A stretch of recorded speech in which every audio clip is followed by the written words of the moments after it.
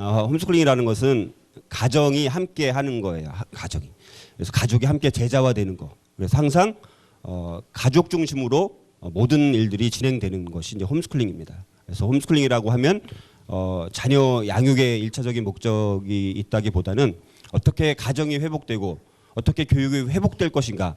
자, 이런 주제를 우리가 다루게 되는 것이 바로 이번 강의 시간이라고 볼 수가 있습니다. 이건 또 여름에 저희가 제가 안식월 한 달 동안 쉬는 시간이 있어가지고 이렇게 서유럽 여행을 좀 했어요. 가족 단위로. 그래서 가족이랑 한 보름 정도 여행 다니면서 찍었던 사진. 그래서 가족이 함께 한다는 것이 얼마나 큰 기쁨이 있는지 저는 8년 동안 사역을 하고 홈스쿨링을 또 하면서 가족이 함께 한다는 것이 얼마나 소중한지 이런 것들을 많이 느끼고 있고 지금 많은 한국 사회가 또 세상적으로 마찬가지지만 가정이 무너지고 있는 것 같아요. 그래서 저는 홈스쿨링은 어떤 면에서 가정 회복 운동이다 이런 생각을 갖습니다.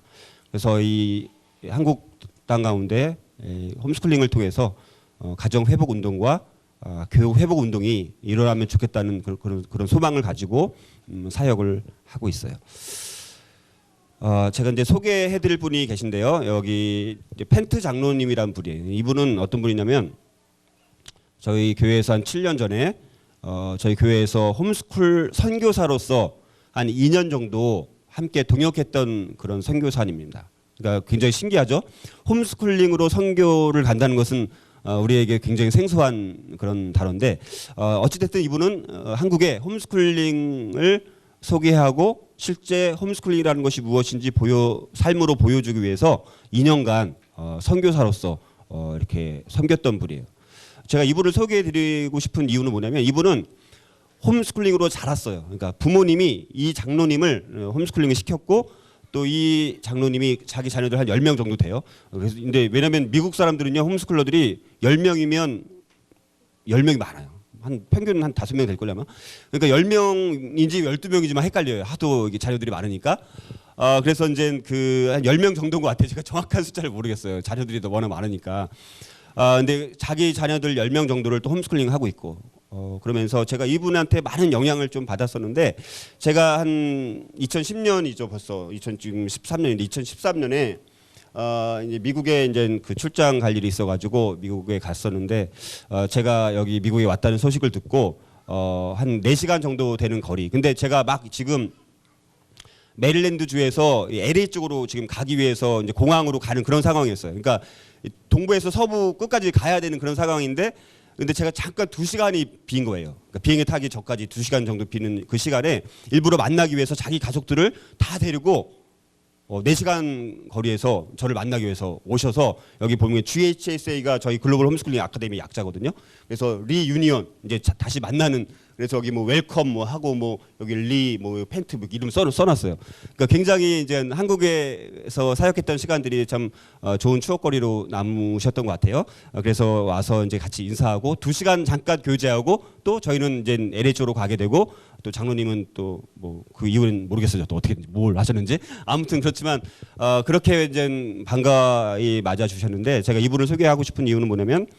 이분의 삶을 통해서 제가 굉장히 많은 도전을 받았어요.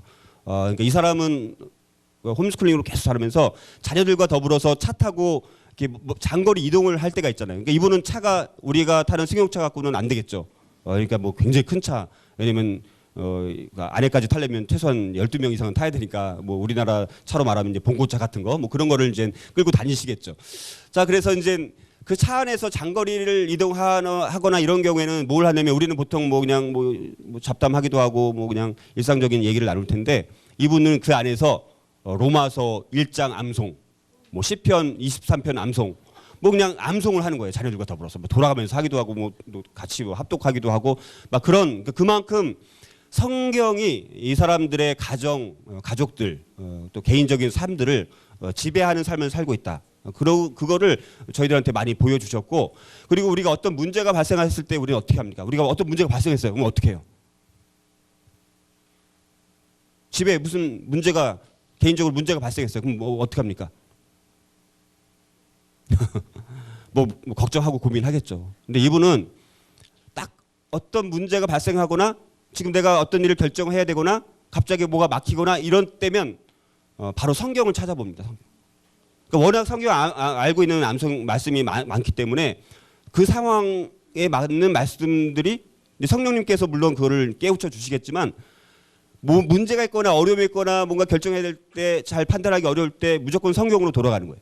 그래서 성경에서 뭐라고 말씀하시는지를 찾아보는 거예요. 그래서 다른 사람이랑 얘기하는 거예요. 아, 성경에서 보니까 지금 우리 상황이 지금 이런데 성경 말씀은 이렇게 말하더라.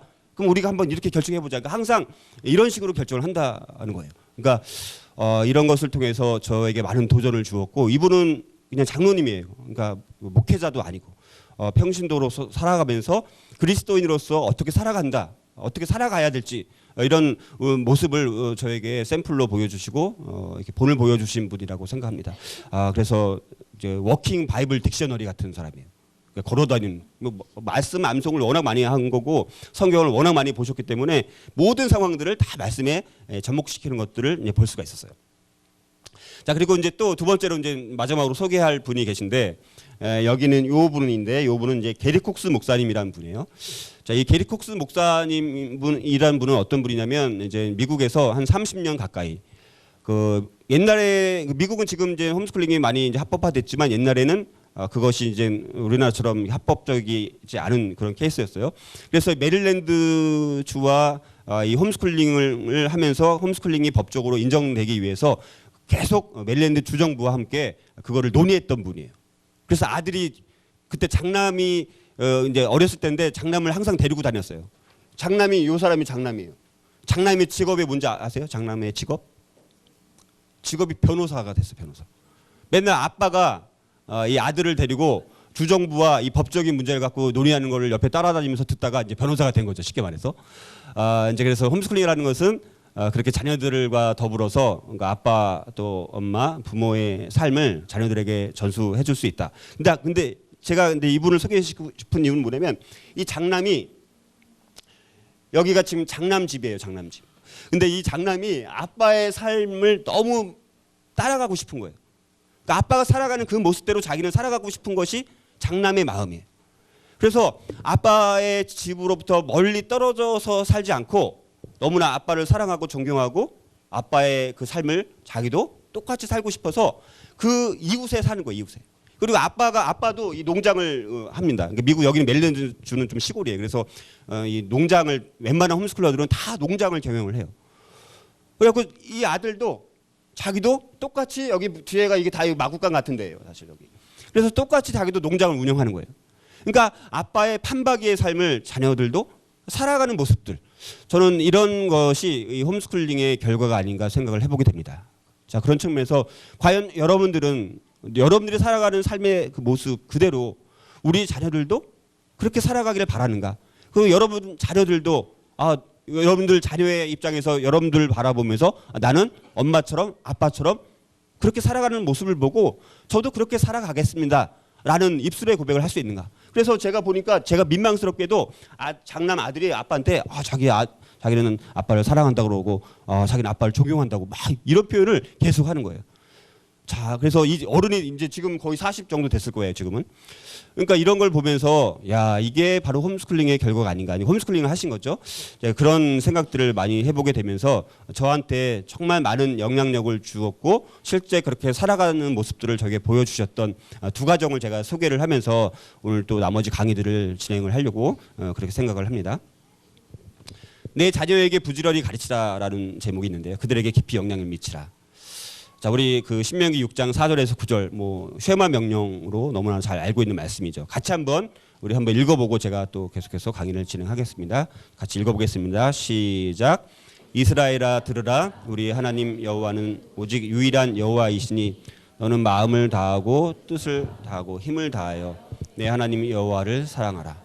오늘 내가 네게 명하는 이 말씀을 너는 마음에 새기고 내 자녀에게 부지런히 가르치며 집에 앉았을 때든지 길을 갈 때든지 누워 있을 때든지 일어날 때든지 말씀을 강론할 것이며 또 그것을 내 손목에 메어 기호를 삼으며 내 미간에 붙여 표로 삼고 또 내 집 문설주와 바깥문에 기록할지니라. 예, 그래서 일단 홈스쿨링을 제가 세상적인 홈스쿨링을 강의하는 게 아니라 우리 성경적인 기독교적인 홈스쿨링 소개해야 되기 때문에 기본적인 말씀 구약과 신약 이렇게 두 파트를 잠깐 말씀을 나누고 또 다른 내용들을 설명을 드리겠습니다. 쉐마 명령, 이것은 이제 잃어버린 지상 명령이라고 불리웁니다. 잃어버린 지상 명령. 우리가 알고 있는 마태복음 28장 19절에서 20절 이런 지상 명령은 대부분 그 뭐라고 해야 될까, 수평적인 지상 명령이에요. 다른 믿지 않는 사람들을 전도하고 선교하는 그런 건데 이제 쉐마 명령은 잃어버린 지상 명령. 그래서 이거는 홈스쿨링 명령이라고 볼 수가 있습니다. 홈스쿨링 명령. 그래서 수직적인 지상 명령이죠. 보통은 수평적인 지상 명령이죠. 믿지 않는 다른 사람들을 구원하는 건데 이거는 자기 자녀, 우리에게 하나님께서 허락하신 자녀들을 수직적으로 이 제자 삼아야 된다라는 그런 차원에서 수직적인 지상 명령이라고 부를 수가 있습니다. 그래서 구약의 직접적인 이제 홈스쿨링 명령, 신약에 해당되는 것은 에베소서 6장 4절 말씀이고 구약에 해당되는 것은 신명기 6장 1절에서 9절에 해당되는 말씀이라고 볼 수가 있습니다. 그래서 이제 많은 교회에서 많은 그리스도인들이 수평적인 지상 명령을 향해서는 많은 사람들이 강조하고 말씀들을 나누지만 이 수직적인 지상 명령에 대해서는 많이 강조가 안 되는 교회의 모습들을 이제 보게 되면서 하나님께서 이 시대 가운데 홈스쿨링을 이렇게 하나의 운동으로 이렇게 일으키시고 있는 그 이유 그 근저에 보게 되면 결국 이 구약의 직접적인 홈스쿨링 명령을 다시 한번 회복시키기 위해서 하나님께서 이렇게 일하고 계시지 않나 그런 생각들을 해보게 됩니다. 그래서 오늘날 현대 교회에서 이 수직적인 지상 명령인 쉐마 명령이 회복될 때 바로 가정이 회복되지 않을까 그런 생각들을 해보게 됩니다. 자, 그래서 우리가 이제 신명기에 보면 아버지의 마음을 하나님께로 우리가 돌이켜야 되는데 여기 이런 통계가 있더라고요. 가정에서 자녀가 먼저 개종을 해서 또 다른 그 가족들이 이렇게 예수님을 믿고 영접하게 될 확률은 3%라고 합니다. 그러니까 자녀가 개종해서 부모가 개종되는 경우는 거의 없다는 거죠, 쉽게 말해서. 자, 그런데 엄마가 이제 먼저 또 개종을 했어요. 자, 그 다음에 또 다른 가족들이 개종할 확률은 한 7% 된다고 합니다. 조금 늘긴 늘었지만, 자, 그런데 이제 중요한 것은 아버지가 그리스도를 영접했다면 다른 가족들이 그리스도를 영접할 확률은 무려 95%라고 합니다. 사실 여기 이제 아버지들도 계신데 그 아버지 한 사람, 하나님께서는 어찌됐든 그 아버지 한 사람을 택하셔서 그 가정의 영적 제사장으로 삼으시고 가족을 하나님의 백성으로 만들고자 하는 하나님의 그 계획하심이 있다는 것이죠. 근데 지금 어떻습니까? 모든 세상 이 돌아가는 상황을 보게 되면 아버지들이 이 직장, 이 돈, 거의 돈의 노예가 되고 있죠. 그래서 그런 것 때문에 가정을 돌아볼 겨를이 없다는 것이죠. 그래서 이런 패러다임 전환, 그러니까 아버지들이 회복되지 않는 이상 이 땅에 정말 가정이 회복된다라는 것은 참으로 어려운 길이다라는 생각들을 많이 가져보게 되면서 여기 계신 분들 중에서 좀 아버지들이 계시다라면 이런 것들에 대해서 한번 진지하게 고민해보고 이 남편, 아버지 한 사람이 제대로 섬에 따라서 그 가정이 완전히 이렇게 변화될 수 있고 또 하나님의 백성들로 그렇게 갈 수 있지 않을까 이런 생각들을 해보게 됩니다. 자, 그래서 아버지의 마음 먼저 그러기 위해서는 사실 아버지라고 해서 나는 엄마니까 나는 뭐 상관없어 이것이 아니죠. 엄마도 거의 동일하게 해당이 된다라고 볼 수가 있어요. 그래서 아버지의 마음, 어머니의 마음을 먼저 하나님의 아버지께로 먼저 마음이 돌이켜야 되겠죠.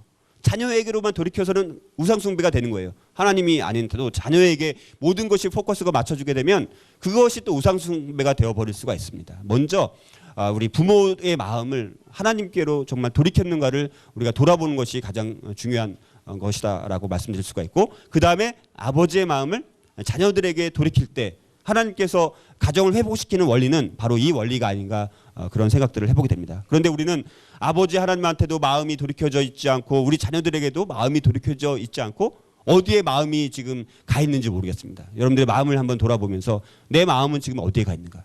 하나님께로 가 있는가? 나에게 맡겨진 자녀들에게로 가 있는가? 아니면 내 세상적인 아니면 부와 명예와 권력을 위해서 내가 달려가고 있지 않는가? 이런 것들을 한번 돌아보는 시간이 되었으면 좋겠습니다. 자, 그래서 우리가 어떻게 가르칠 것인가라는 주제예요. 어떻게 가르칠 것인가? 거기 보면 신명기 6장 7절에 보면 내 자녀에게 부지런히 가르치라고 말씀합니다. 부지런히. 자, 일단 부모의 가장 중요한 책임은 신앙 유산을 자녀들에게 넘겨주는 건데요. 자, 부지런히 가르친다는 말이 뭔가? 부지런히 가르친다라고 했을 때, 내가 그냥 열심히 우리 아이들에게 공부시키고, 뭐 이렇게 뭐 암송시키고, 뭐 이렇게 한다, 뭐 이렇게 생각할 수가 있는데, 부지런히 가르친다라는 말은 그런 말이 아니라 자녀들에게 깊은 감동을 주라는 얘기예요. 깊은 영향을 끼치라는 거예요. 여러분들, 깊은 감동을 주고 깊게 영향을 끼치려면 어떻게 해야 할까요? 말로 될까요? 너 열심히 살아야 되고 하나님 섬겨야 되고 또 좋은 성품의 사람으로 살아야 돼. 자, 이렇게 되는 것이 아니라는 거예요. 이거는 그래서 어려운 거예요. 너무너무 어렵다는 거죠. 왜냐하면 아까 말씀드린 것처럼 부모가 정말 하나님을 마음과 뜻과 힘과 목숨을 다해서 지혜를 다해서 사랑하는 모습, 이걸 아이들이 느낄 수가 있어야 된다는 거죠. 근데 엄마 아빠는 맨날 자녀들에게 말씀 뭐 하나님 사랑하고 섬기라고 뭐 이렇게 얘기하는데 아빠가 엄마가 하나님을 그렇게 사랑하는 것을 보여줘야지 아이들이 그렇게 살아갈 수가 있다는 것이죠. 근데 우리는 그 부분에서 가장 취약한 부분을 갖고 있다는 것입니다. 그래서 홈스쿨링은요 굉장히 어려워요. 제가 홈스쿨링 사역을 한 6년 해보니까 이 변화되는 순서가 있더라고요. 누가 제일 먼저 바뀔 것 같아, 이 가족 중에서? 나? 우리 자신. 어휴, 어떻게 이렇게 잘 아세요? 근데 여기 아빠도 있고 엄마도 있는데 엄마와 아빠 중에서 누가 먼저 바뀔 것 같아요? 제가 해보니까 항상 엄마가 먼저 바뀌더라고요. 이 아빠들은 왜냐하면 홈스쿨링에 이제 관여를 못하니까 처음에는 관심은 자녀들의 변화 때문에 시작을 하죠. 근데 해보니까 안 되는 거야. 내가 안 바뀌니까 자녀가 안 바뀌니까. 근데 본인의 연약함과 본인의 부족함을 이제 보게 되는 거예요. 그러면서 엄마가 바뀌더라고. 그러니까 엄마가 바뀌는 모습을 보니까 애들도 바뀌는 거예요. 그리고 뒤늦게 사실은 아빠가 제일 먼저 바뀌어야 되는데 우리나라는 이 순서가 좀 그렇게 되더라고요. 제가 이렇게 보니까 거의 이 순서대로 되더라고요. 마지막에 보니까 아빠가 낄 자리가 없는 거예요. 엄마들이랑 애들 이렇게 얘기하는 거 보니까 맨날 뭐 성경 말씀 얘기하지 뭐 기독교 세계관 얘기하지 자기는 아는 게 없어. 그러다 보니까 내가 이 가족 중에서 내가 가장인데 가장의 자리를 이제 빼앗겨 버리는 거예요. 그러면서 이제 안 되겠다 싶어가지고 그때서야 이제 자기들도 관심을 갖고 이제 막 이렇게 얘기하면서 그러면서 이제 또 변화가 일어나더라고요. 어찌됐든 참 변화 속도가 굉장히 빨라요. 제가 옛날에 뭐 이렇게 교구 사역도 하고 이렇게 했었는데 보통 교구 사역을 해보면요 사람들의 변화가 보이질 않아요. 그리고 맨날 사후 관리. 뭐 아프면 병원 신방 가야죠. 또 뭐 개업하면 개업한다고 개업 신방 가야죠. 뭐 맨날 사후 관리야. 홈스쿨링 사역을 해보면서 느끼는 것은 사후 관리가 아니라 항상 사전 예방 사역이더라고요. 제가 참 그게 마음에 들더라고요. 그래서 이 사후 관리적인 측면이 아니라 사전 예방, 사전에 잘 필요한 것들을 교육시키면 문제가 덜 이렇게 발생하는 것들을 보게 되면서 자 깊은 감동을 주라라는 말씀. 그러니까 부지런히 가르친다라는 말은 부모의 정말 그런 하나님을 사랑하고 섬기는 삶을 통해서 자녀들에게 나도 엄마가 아빠가 섬기는 그 하나님 그렇게 나도 믿어보고 싶다. 그렇게 아이들이 느껴져야 되는 거죠. 그래서 엄마가 가는 길, 아빠가 가는 길을 자기도 따라가고 싶은. 그래서 부지런히 가르친다라는 말은 뭐 24시간 열심히 뭐 가르친다라는 그런 개념이라기보다는 삶을 통해서 아이들에게 깊은 감동을 주고 아이들이 저렇게 하는 것이 하나님을 사랑하는 거구나. 감동을 주고 영향력을 끼치는 삶. 바로 이것이 부지런히 가르친다라는 것의 의미를 볼 수가 있습니다. 그래서 언제 어디서 집에 앉았을 때든지 길을 갈 때든지 누워 있을 때든지 일어날 때든지. 자, 근데 이 시간에 우리들은 뭐 합니까? 이 시간에. 이게 항상이라는 말인데 자, 이 시기는 교육하기에 가장 훌륭한 최적의 훈련 시기가 바로 이 시기예요. 그러니까 하나님께서 이 말씀을 주신 거죠. 집에 앉았을 때, 길을 갈 때, 누워 있을 때, 일어날 때 그때 잘 가르치라는 거예요. 근데 이 시간에 우리가 대부분 뭐 합니까? 집에 앉았을 때 뭐 TV 보고, 길을 갈 때 뭐 싸우고, 또 누워 있을 때 내일 뭐 할까 걱정하고, 일어날 때 지겨운 오늘 하루 어떻게 시작할까? 뭐 그런 생각하는 거예요. 그리고 학교 가기에 바쁘고. 자, 이런데 이 시기는 하나님께서 교육하기에 자녀를 양육하기에 훈련시키기에 가장 좋은 시기가 바로 이 시기다라고 허락을 한 거예요. 그런데 사단은 뭐예요? 사단이 딱 가만히 보니까 하나님께서 이렇게 명령을 주신 거예요. 가만히 보니까 이 시간만 빼앗아 가면 그리스도인들이 힘없이 살아갈 수 있겠네 생각을 한 거죠. 그래서 이 시기를 그러면 항상 분주하게 만들고 싸우게 만들고 갈등을 일으키게 만들고 다른 것에 마음을 빼앗기게 만들자. 그래서 많은 사람들에게 그리스도인들에게 이 시간을 빼앗아 가는 거예요. 이 시간을 이제 다 빼앗겨 버리니까 우리 그리스도인 부모들이 자녀들을 제대로 가르칠 시기가 없는 거죠. 장소도 없고. 자, 그래서 홈스쿨링은 우리에게 주어진 24시간의 이런 모든 삶을 살아가는 삶의 진실의 본보기를 통해서 우리 아이들에게 잘 가르치는 것이 바로 홈스쿨링이다.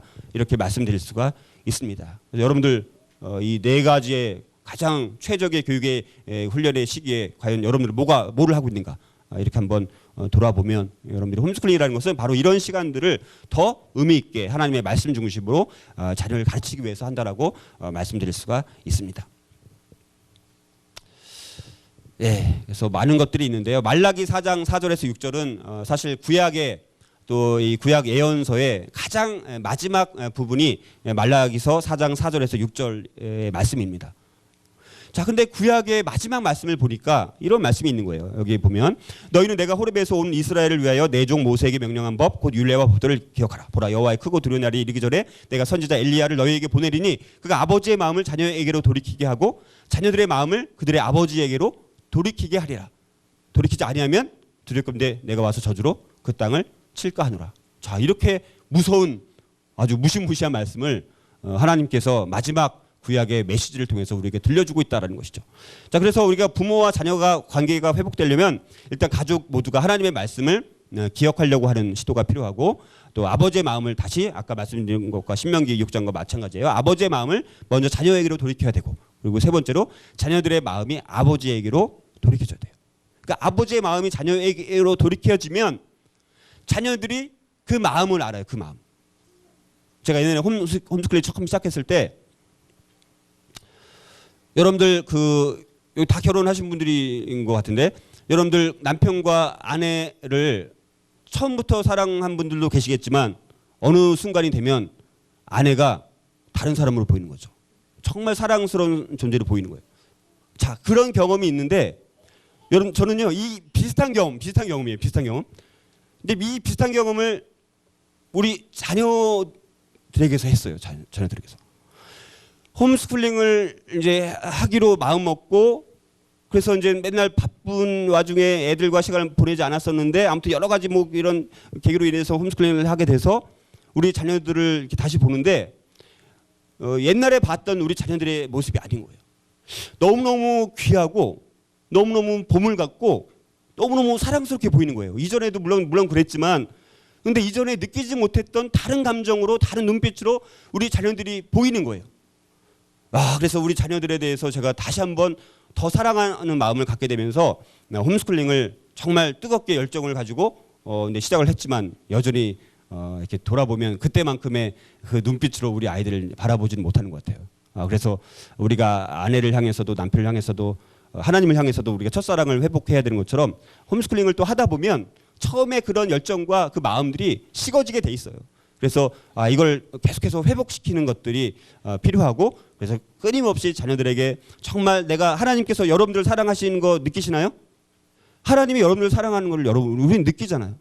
우리 자녀들도 아빠가 엄마가 나를 정말 사랑하는구나. 그거를 느끼는 거. 그게 필요하지 않나 이런 생각들을 잠깐 해보았습니다. 예.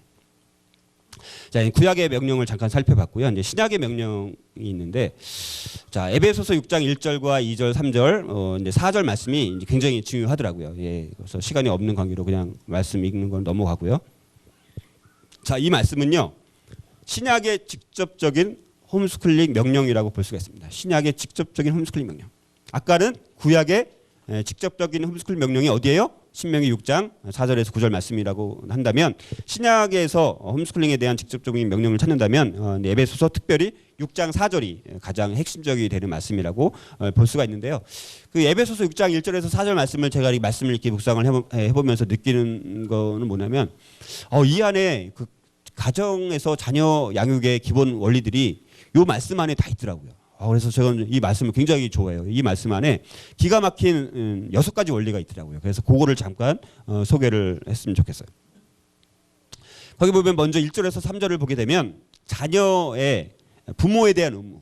그러니까 자녀가 부모를 향해서 기본적인 3가지 의무가 있더라고요. 자, 그래서 우리는 기본적으로 우리 자녀들이 부모에 대한 이 3가지 의무를 행할 수 있도록 가르쳐야 되는 거죠. 우리 부모니까. 그렇게 지금 안 하고 있는데 그렇게 만들어 가야 되는 게 우리의 몫이라고 볼 수가 있습니다. 자, 그래서 첫 번째 원리를 보게 되면 본성적으로 부모에게 순종해야 한다는 거예요. 본성적으로. 거기 말씀을 보니까 자녀들아 주 안에서 너희 부모에게 순종하라. 이것이 옳으니라. 이것이 옳다라는 거예요. 그러니까 부모에게 순종하는 것이 옳다라는 거예요. 자, 이거는 자연의 법칙을 말하는 거예요. 자연의 법칙. 그러니까 다시 말해서 여러분들 동물들도 태어나서 생존하려면 어떻게 돼요? 엄마 젖을 먹어야 되고 동물들에게도 부모라는 말을 써야 할지 모르겠지만 동물들도 부모에게 순종하지 않으면 죽는 거예요. 그거는 하나님께서 본성적으로 인간뿐만 아니라 동물들까지도 짐승들까지도 본성적으로 부모에게 순종하라고 말씀을 하고 있는 거예요. 이것이 옳다. 이건 자연의 법칙이라는 거죠. 근데 만약에 인간이 부모에게 순종하지 않는다라면, 자녀가 부모에게 순종하지 않는다라면 그건 자연의 법칙, 본성의 법칙을 깨는 거예요. 그러니까 그건 쉽게 말해서 짐승만도 못한 거예요. 우리 존재가. 우리 자녀들의 존재가 부모에게 순종하지 않는다라면 짐승만도 못한 존재가 그렇게 전락되는 거예요. 그래서 자녀가 부모에게 순종하는 것은 너무너무 중요한 거예요. 자녀가 부모에게 순종하지 않고 공경하지 않는 그 자녀들을 과연 하나님께서 그런 자녀들을 과연 축복해 줄 수가 있겠는가? 제가 하나님이라고 해도 저는 그런 자녀들 절대 축복 주지 않을 것 같아요. 그러니까 자녀가 부모에게 순종하는 모습은 너무 중요한 거예요. 자, 그리고 두 번째는요. 성경적으로 부모를 공경해야 돼요. 성경적으로 부모를 공경해야 돼요.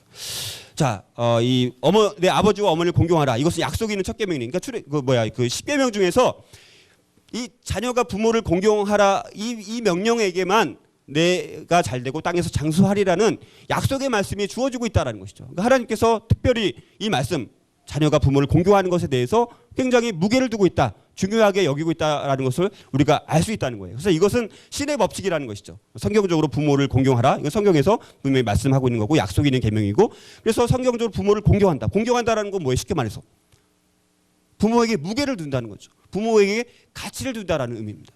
근데 요즘 아이들이 어떻습니까? 부모에게 무게를 두지 않고 가치를 두지 않고 다른 것에 무게를 두고 가치를 두고 있다는 것이죠. 자, 그래서 그 자녀 양육을 통해서 홈스쿨링 통해서 정말 자녀들이 성경적으로 부모를 공경하게 만드는 거. 자, 이렇게 하지 않으면 내가 잘되고 땅에서 장수하리라는 그 약속의 말씀이 결코 주어질 수 없다라는 거예요. 자, 이 말씀들을 우리가 꼭 기억했으면 좋겠습니다. 약속이 있는 계명이라는 거죠. 자, 그래서 우리 자녀들이 부모인 여러분들에게 무게를 두고 정말 여러분들의 가치를 존중하고 있는가? 부모가 무시당하고 있는 요즘 가정들.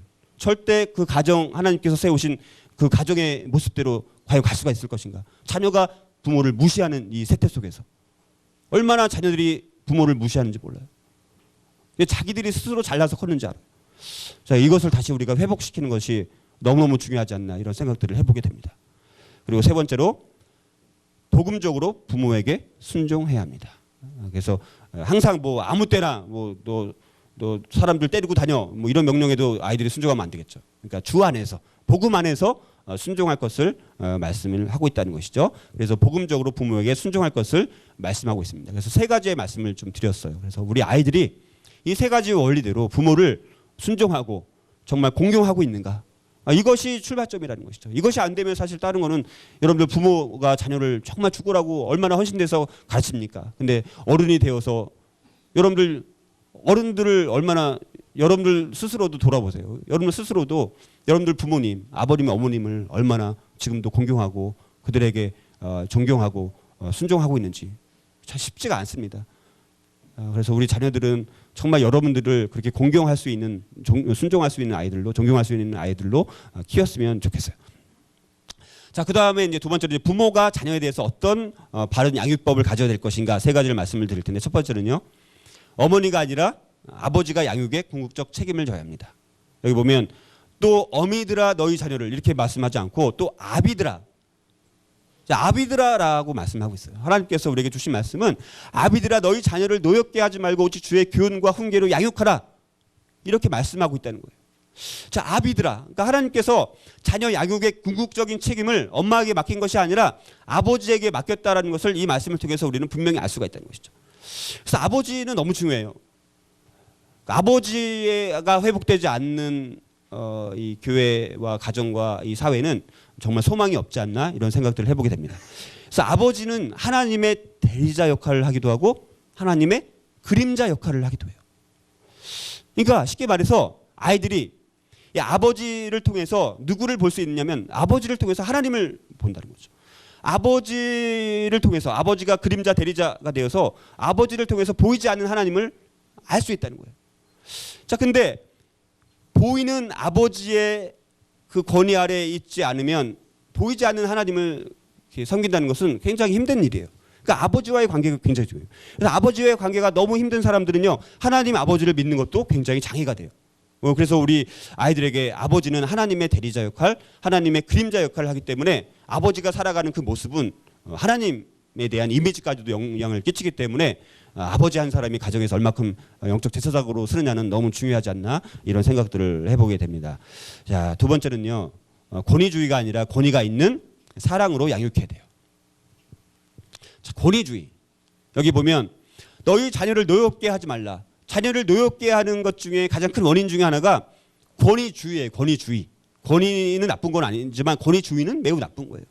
권위주의 때문에 우리 자녀들을 노엽게 만들어서 수많은 쓴뿌리와 상처가 이제 생기게 만든다라는 것이죠. 자, 그래서 사랑과 훈계와 관련된 4가지 양육 스타일이 있는데, 예를 들어서 이런 거죠. 유기된 환경, 그다음에 권위주의, 관용주의, 권위가 있는 사랑. 제가 말씀드린 것은 4번째예요. 그래서 첫 번째, 두 번째, 세 번째는 우리가 이렇게 가지 말아야 될 길이고, 4번째는 우리가 가야 될 길이에요. 이 4가지만 잠깐 살펴보면, 유기된 환경, 이건 뭐예요? 쉽게 말해서 방치하는 거죠. 방치. 사랑도 안 베풀고 그냥 지 멋대로 살아가게 훈계도 안 하고 그냥 놔두는 거예요. 그냥 알아서 그냥 터치를 안 하는 거죠. 유기된 환경. 자, 이렇게 자라다 보니까 부모의 역할이 부재인 경우죠. 이런 경우에는 아이들이 늘 마음에 상처가 남고요, 늘 허전하고 외롭고 삶의 원동력이 없는 삶을 살아가게 된다는 것이죠. 자, 근데 권위주의가 있습니다. 이것은 쉽게 말해서 맨날 야단만 치는 거예요. 너 사랑한다, 너 이쁘다, 이런 얘기 한 번도 안 하고 맨날 훈계만 하는, 훈계. 야단만 치고 회초리만 때리고. 자, 이런 경우에는 격려가 없고 야단만 치고 혼내키는 경우, 결과를 보게 되면 늘 위축되어 있는 거예요. 뭐 칭찬을 받아본 적도 없고 뭐 애정을 받아본 적도 없어요. 맨날 야단만 맞는 거예요. 그러니까 막 위축되어 있는 거죠. 두려움이 많고 자신감이 없고 열등감과 분노심과 반항적 태도 가운데 살아가게 되죠. 자, 근데 관용주의가 또 있습니다. 허용주의라고도 하는데, 이거는 뭐 쉽게 말해서 맨날 사랑만 베푸는 거예요. 근데 여기서 말하는 사랑이라는 것은 사실 왜곡된 사랑을 말하는 거죠. 참된 사랑이라면 이런 사랑은 아니죠. 그러니까 훈계는 한 번도 안 하는 거예요. 뭐 얘가 잘못된 뭐 엄마한테 반항을 하든 욕을 하든 뭐 시끄럽게 떠들든 말든 그냥 맨날 오냐 다 그냥 해주는 거예요. 그러니까 그래서 관용주의라고 하는 거죠. 그래서 권위가 없고 훈계 없이 사랑만, 왜곡된 사랑만 부어주는 거예요. 자, 이러다 보니까 요즘 우리 자녀들이 많이 이러죠. 이기적이게 되고 책임감이 없이 되고 나약해지고 결단력이 없고, 그래서 심지어 대학교 가서도 수강 신청을 엄마가 해줘야 되는 이런 현실이 과연 왜 그런가? 이런 관용주의 때문이죠. 다 해주니까, 다 봐주니까. 그러니까 자기 스스로 할 수 있는 게 없어요. 그렇게 책임을 맡아본 적이 없는 거예요. 누군가 다 항상 해줘야 돼요. 그렇게 자라다 보면 얼마나 심지어 직장 가서도 엄마가 막 직장 간 직장인들까지도 막 간섭하고 관여하는 경우가 굉장히 많은 것들을 보게 됩니다. 자, 우리가 추구하는 것은 그런 것이 아니라 권위가 있는 사랑이에요. 사랑도 있고 훈계도 있고. 하나님께서도 우리에게 사랑을 베푸시고, 그렇지만 하나님께서 매번 사랑만 베푸시는 것이 아니라 우리가 잘못한 일이 있을 때는 어떻게 합니까? 징계를 하시잖아요. 징계. 공의의 하나님, 사랑의 하나님, 또 공의의 하나님. 자, 하나님도 그런 속성을 갖고 있는 것처럼 우리 부모들도 자녀들에게 사랑을 베풀 뿐만 아니라 아이들이 잘못된 길을 갔을 때는 분명한 훈계를 통해서 바로 잡아주는 역할들을 우리 부모가 해야 된다는 것이죠. 그래서 사랑과 권위가 균형 있게 있는 경우가 바로 권위가 있는 사랑. 하나님은 사랑과 공의 하나님이라고 말씀드렸죠. 그래서 결과가 반듯하고 예의가 바르고 창의성이 있고 어른을 공경하고 하나님을 공경하는 아이들. 우리가 이제 이런 아이들로 키우는 거죠. 그러니까 권위가 있는 사랑으로, 권위주의가 아니라. 그래서 권위가 있는 사랑으로 우리가 이렇게 자녀들을 양육할 때 이런 결과를 우리가 가져올 수 있다라는 것이죠. 그래서 이제 세 번째 마지막으로 이 그 세속적 세계관이 아니라 기독교적 성경적 세계관으로 양육해야 돼요. 거기 보면 끝부분에 이렇게 말씀합니다. 오직 주의 교훈과 훈계로 양육하라라고 말씀합니다. 오직 주의 교훈과 훈계. 교훈과 훈계라는 것은 적극적으로 자녀들을 책임지고 양육하라라는 의미를 갖고 있습니다. 그래서 그냥 교훈이 아니라 주의 교훈이지. 주님께서 말씀하신 교훈, 주님께서 말씀하신 훈계대로 가르치다. 이것은 다시 말해서 성경 안에 있는 하나님의 예수님의 수많은 교훈과 훈계가 있습니다. 자, 그리고 그것을 저는 그냥 기독교 세계관이라고 이렇게 말씀을 좀 드리고 싶어요. 그래서 기독교 세속적 세계관이 아니라 기독교적 성경적 세계관으로 자녀를 양육해야 된다. 저는 이 고민을 참 많이 했습니다.